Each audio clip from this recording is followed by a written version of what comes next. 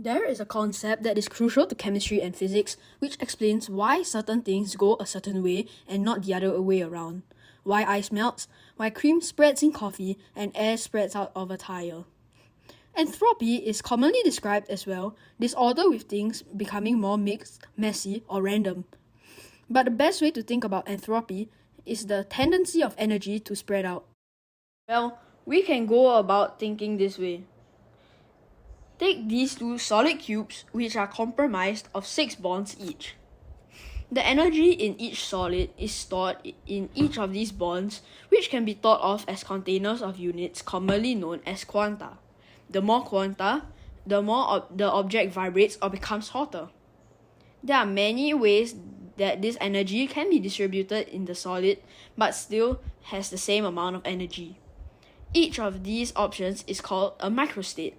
In solid 1, the energy packets are free to move and hop randomly from atom to atom.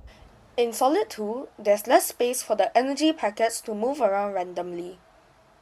Now, when we bring solid 2 back in, there are also other ways the energy can be distributed and can hop around both bars, creating different configurations in these two solids. For example, there could be 8 quanta in solid 1 but none in solid 2. There could also be 4 in both solid 1 and solid 2 each, and the list goes on. If we assume that each microstate is equally likely, we can see that some configurations are more likely to occur than others due to their greater number of microstates. What we see is the energy configuration is most spread out as it has the highest entropy. Low entropy means the energy is concentrated. High entropy means it is spread out. So, to answer the question we posed at the start, what is entropy? Think of it like a Rubik's Cube.